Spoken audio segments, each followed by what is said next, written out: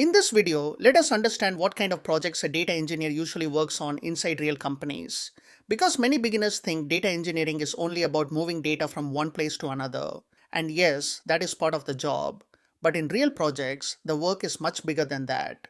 So instead of only talking about tools and technologies, let us understand data engineering through the actual types of projects data engineers work on in real life. Okay, so the first type of work is a business reporting project. Let us say a business team comes and says, we need a daily sales report, or a finance report, or an operations dashboard. Sometimes the data is already present inside the company, but it is not available in a clean reporting format. For example, sales data may be in one system, customer data may be in another system, and payment data may be somewhere else. If the business user directly tries to use this raw data, it will be confusing. So, this is where the data engineer comes in. The data engineer will understand what report is required, identify the source data, clean it, join it properly, and create reporting ready tables. This is where data warehousing and data modeling are used. The final output may be a warehouse table, a Power BI dataset, a Tableau data source, or some clean tables that the reporting team can use. So basically, the job here is not just creating a dashboard. The main job is to make sure the data behind the dashboard is correct and trusted. Okay, now the second type of work is adding a new data source. Sometimes a company already has a data platform. They already have pipelines, reports, and dashboards running, but now they want to bring in one more data source.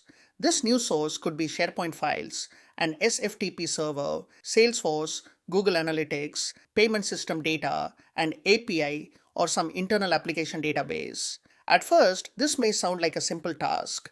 Just connect to the source and pull the data, but in real life, this is where many issues start. The file may arrive late, the API may fail halfway, a column name may change, some records may come as duplicates. Sometimes the source system may give only incremental data, which means only the newly changed records. So the data engineer has to build the ingestion pipeline properly. They need to handle failures, add validations, maintain logs, and make sure the new data lands correctly inside the data platform. So in this type of project, the delivery is not just connecting a new source. The delivery is making that source reliable for the people who use it later.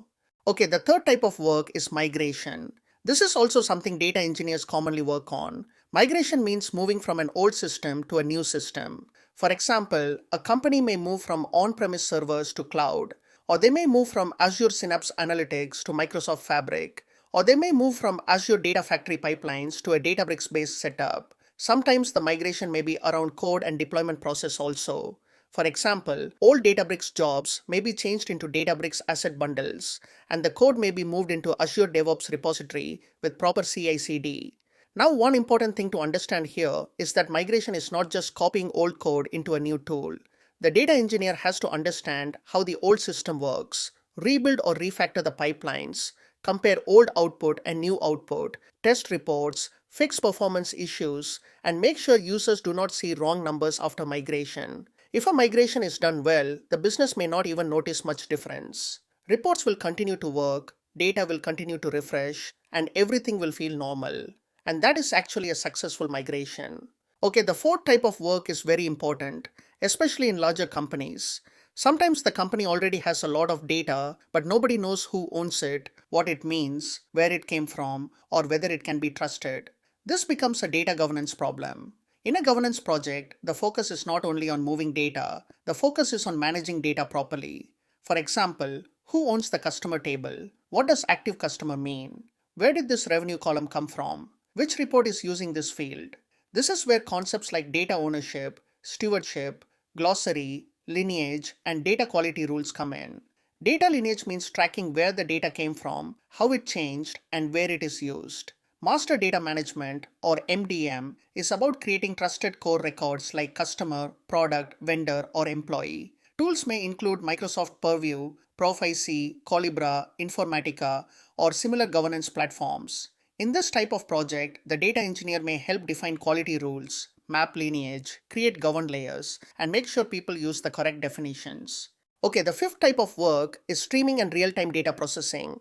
Batch means the data is processed once in a while, maybe every hour or once per day, but some use cases need data almost immediately. For example, fraud detection, live order tracking, sensor monitoring, application monitoring, or delivery tracking. These systems cannot wait until tomorrow morning. So, for these kinds of projects, data engineers build real time or near real time streaming pipelines. Tools may include Kafka, Azure Event Hubs, Amazon Kinesis, Google PubSub, Spark Structured Streaming, Flink, or Databricks streaming jobs. Here, the data engineer has to think differently.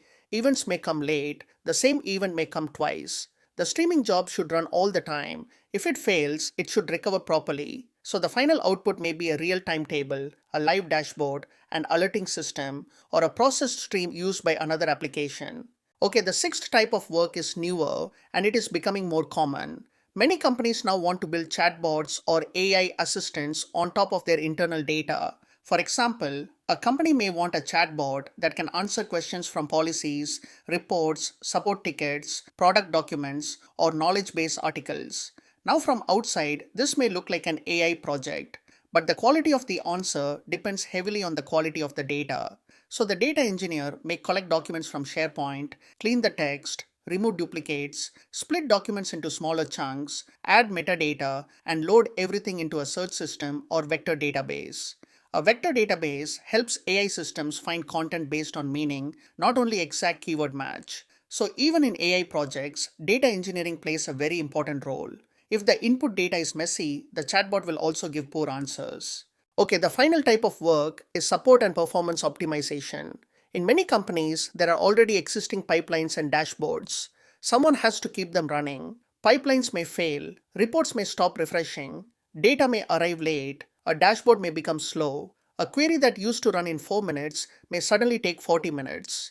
In these situations, the data engineer checks the logs, finds the failure, fixes the pipeline, tunes the query, improves partitions, optimizes Spark jobs, or redesigns slow tables. This is also a very common responsibility in real projects. Because from the business side, it does not matter how well the pipeline was designed. If the Monday morning report is late, it is still a problem. Okay, so now you can see that data engineering is not just one type of work. One project may be fully focused on business reporting, where the main goal is to prepare clean and trusted data for dashboards. Another project may start because a new source system has to be added to the existing data platform. In another case, the company may be moving from old technology to a newer cloud platform, so the work becomes migration and testing. For use cases that need data immediately, the focus shifts to streaming and real time processing. And in larger companies, a data engineer may also work on governance, master data, chatbot data preparation, support, or performance tuning. But if you look closely, the core responsibility is the same. A data engineer takes raw, scattered, unreliable data and turns it into something usable and trusted. That is the real job, not just moving data from one place to another, making sure people can actually depend on it.